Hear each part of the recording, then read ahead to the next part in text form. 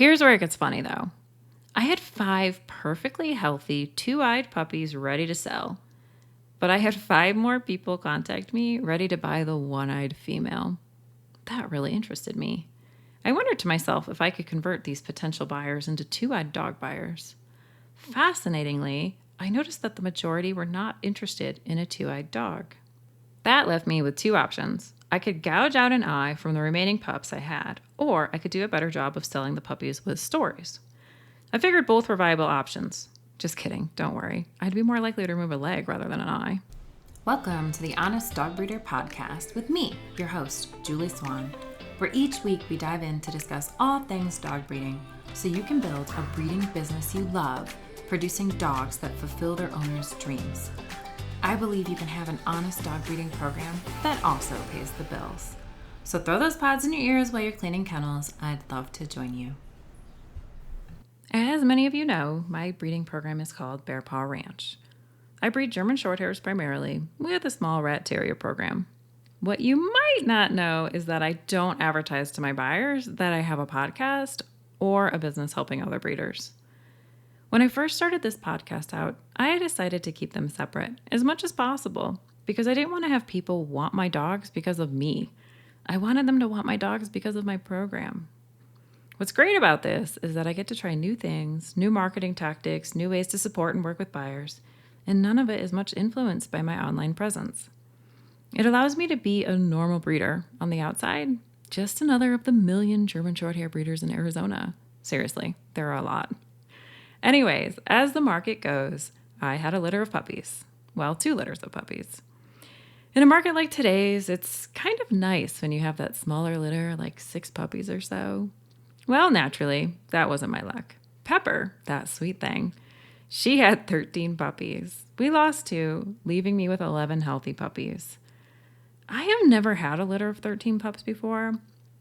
I know for some of you that's old hat. However, for me, that was a lot. I had only 3 people on my waitlist for the litter, so that left me with a good group of dogs to sell. And then one of my buyers had to move out of the country, so I was down to 2. First off, I want to tell you, I've not given my ranch a fair amount of my time the past year. It was never too hard for me to get enough inquiries to get puppies sold, and so I did a terrible thing. I got complacent. I didn't update my site with pictures. I didn't even list litters on puppies when I had them. I hardly even posted on Instagram. I didn't do all the things that Julie Swan, the dog breeder coach, would have suggested I did. There's no excuse. I'm not big on excuses. I'm not trying to excuse the behavior. Rather, it's just what happened. We had Bill's health scare at the end of January, and that one threw me for quite the spin. Then I've been doing lots of coaching and working with breeders one-on-one, and well, I can't lie. I just love working with you guys. It's so amazing watching your programs make pivots and turn into something incredible. Okay, so there you have it. Sometimes I suck, and this past year with my ranch, that happened. So how did I sell these puppies? Well, Instagram and Facebook was where I started. I started to try and post a few of the pictures and video of the giant mass of puppies on Instagram, which worked well. I mean, it got the word out a bit. I had a few nibbles, but no flooding of puppy applications. I've noticed that in the beginning, when your litter's first born, it's good to have a few photos or videos of all the puppies. But you don't want to do that for too long, since buyers just sort of see this mass of fluff and not much else. They don't become endeared to any one pup, which is what we really need them to do. Think of it this way. You ever see those firefighter calendars where there are a ton of sexy firemen without shirts on the cover? It's hard to pick one. But then they each start to take a month on the calendar, and each month you can say, yep, you could be my favorite. It's like that with puppies. When they're in mass, it's hard to pick. But individually, you can start to fall in love for one.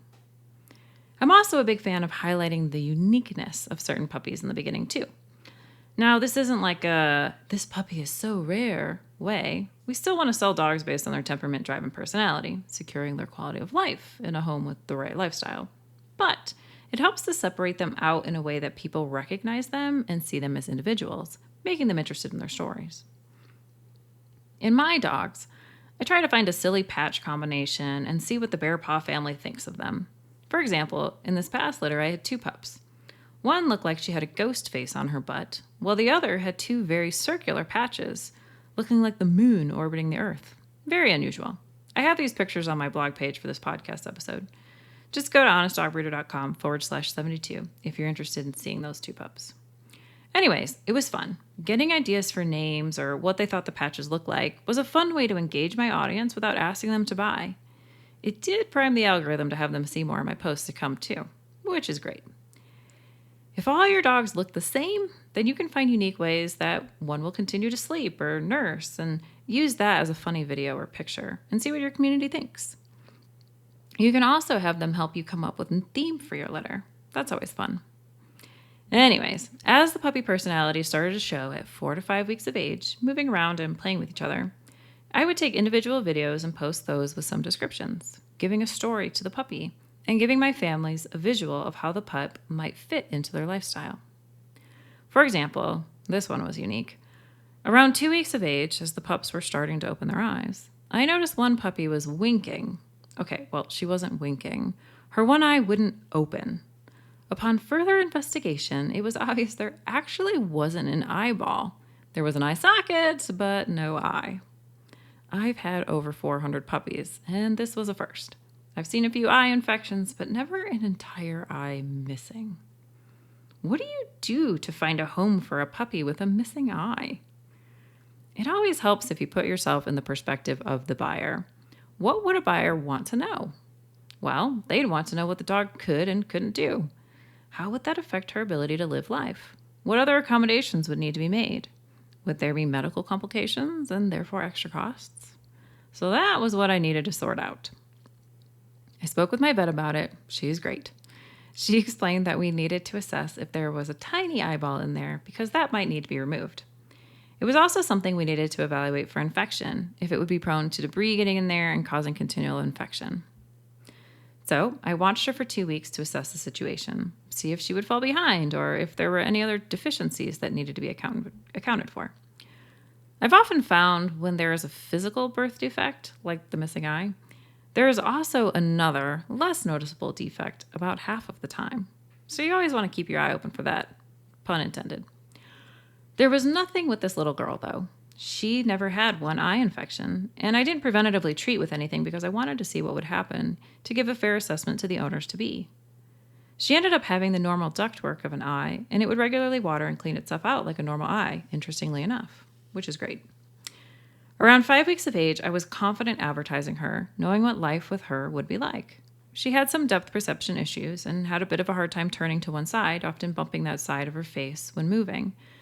But she didn't have a crazy personality. She was pretty careful to assess things as she went, interested but not shy. I knew buyers would want to know she wasn't a dud. So I videoed her running around in the grass and exploring. She looked like every other puppy. I asked in the text on top of the reel if anyone would believe she only had one eyeball. It certainly captured attention. Within 2 hours, I had a buyer message me, interested in her. She offered to drive down and meet her the next day, and I told her I thought it was a great idea. She and her husband stayed for an hour, playing with her and falling in love with that little girl. We discussed what could happen, and I told them I'd buy some Vetricin they could use in case she ever had an eye infection. Don't tell anyone, but I use Vetricin on my eyes when I have issues. Arizona dryness and dirt are one of those things. Anyways, I was able to sell her for $500, which was enough money to make them feel she had value, but not so much it felt slimy to me. Oh, and if you want to see, I've linked the video that I did, the reel, in the show notes as well. Here's where it gets funny, though. I had 5 perfectly healthy, 2-eyed puppies ready to sell, but I had 5 more people contact me ready to buy the 1-eyed female. That really interested me. I wondered to myself if I could convert these potential buyers into 2-eyed dog buyers. Fascinatingly, I noticed that the majority were not interested in a 2-eyed dog. That left me with 2 options. I could gouge out an eye from the remaining pups I had, or I could do a better job of selling the puppies with stories. I figured both were viable options. Just kidding, don't worry. I'd be more likely to remove a leg rather than an eye. Anyways, that brought me to my next upgrade, my website. If you've been listening a while, you know that I believe that your website is your virtual kennel.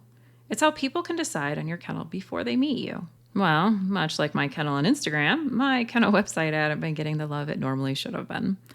The copy on the website was good, the writing of it, but it needed more pictures, more design, and just a redesign altogether. I started working on that. I shifted some brand colors around, and then I took the time to add 4 photos of each available puppy and a video of each. It was really helpful. I knew immediately it was helping because I was contacted by several buyers, and when I would send them pictures or similar, they would refer to the available puppies on my website because they had already seen them and were familiar. One gentleman was telling me a bit about his lifestyle, and I suggested he look at females 3 and 4. I sent him the link, and he responded 15 minutes later with, "We'd like number 3. It was very helpful to have this all there, and it streamlined, sped up, and simplified the process with this buyer. I had a few other buyers note about specific dogs on my puppy page too. I also took more time to make things better on other pages on my site, like my puppy info page. My contact page became prettier, and I redesigned my homepage. If you want to see the upgrades, you can check them out at bearpawranch.co. I will also have a screen grab of one of my puppy listings in the podcast episode show notes. As I know, with the next litter, there may not be the same date on the page, so if you're listening to this later, you might not see it. But you'll be able to see it in the show notes. I also added the email newsletter sign up in various areas of my website. Which brings me to my next thing I did. I added the email newsletter. I added my previous buyers in hopes of a few of them getting the itch for a second dog, or potentially for people they know. Many of my best buyers have been referrals from someone else who had one of my dogs. I used pictures in the email to sell the dogs. I found that it really brought engagement up. Many buyers texted me and just wanted to talk, share pictures of their pup, and it was so much fun hearing from them and seeing all their dogs. In the meantime, I was also able to collect email addresses from potential new buyers, and that was really great too. It's always great to stay on top of their mind. In my experience, many buyers will decide on your program but not be ready to get a dog. I've had many people who follow me on Instagram for years before actually deciding to get a dog. I believe the email list is the best way to consistently converse with these buyers and stay engaged with them. As you know from the last podcast episode, I really like ConvertKit, and you can get step-by-step instructions on how to set this up in our recent Dog Breeder Society Masterclass. I'll leave a link to that course in the show notes as well.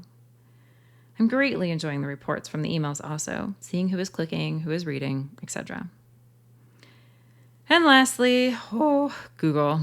If you haven't already, I highly recommend you get your Google listing set up. This is a listing that you're probably familiar with when you're looking for the phone number of a local business. I had my listing for a while, but I, again, hadn't been up to date on it. I decided to go through it, add more information, rewrite some stuff. I also wrote an update. I didn't have many reviews, so I asked specific buyers for my program to write me a review. Many graciously added a review, and that helped bump me up in the rankings. I also found out something interesting. My ranch would come up when I searched German Shorthairs, Arizona, but it didn't come up when you use the acronym GSP Puppies, Arizona, which was a pretty big problem. I made some adjustments to my listing, and then it worked. I was found in search. I noticed after making these adjustments, I received 2 new inquiries from Google within the week. Lastly, Facebook groups.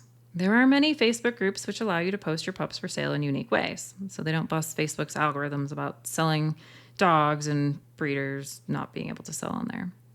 Regardless, I tried this with an Arizona GSP group, one many of my buyers are a part of. It's a general group for Arizona Shorthairs, but they allow free selling puppies as well. I made a post following the group rules, but it was never approved by admin. There are many reasons this could have occurred, but I'm fairly certain it's because the breeder who runs the group doesn't let my dogs in there. That's fine. You'll find that as you build a more robust program, people will help you less. That's just par for the course. It's also a good reminder that you have to build your program on things that you have more control over. We don't have control over a Facebook group unless we create it, but even with that, Facebook can close it on us. We need stable ways to build our programs and engage with potential buyers. So how did it feel? Well, I'm not going to lie. I had a few of the cold sweat nights, where you wake up thinking, holy cow, I have to find these puppies' homes, and it's like 3 a.m. Yet I found it best to channel that energy into something productive, like the above things, rather than stewing on the pups not selling. It was also a great reminder that a little bit of engagement with buyers goes a long way. It allowed me to have many conversations with previous buyers who are now owners. It was so great hearing how their pups are doing, how they are part of their lives, the adventures they're on. As a bonus, it also gave me an opportunity to discuss and learn about any struggles they were having, giving me more material on my website. They also provided me with many great testimonials, pictures, and more things to add to my website and copy. I have the most amazing buyers. I'm grateful for them every day. In the end, it reminded me that when you have a great waitlist, breeding is fun, but when you don't, it can be pretty stressful. I have all sorts of resources and materials available to help you get your program moving in the right direction inside the Dog Breeder Society. I'm opening enrollment from now until the end of October. You can learn more and sign up at honestdogbreeder.com/DBS. Thank you for joining me for another episode of the Honest Dog Breeder podcast with me, your host, Julie Swan. I'm glad we get to spend this time together. I wish you the best, and I'm so excited you're one of the Honest Dog Breeders. Thank you again, and I'll see you in the next episode.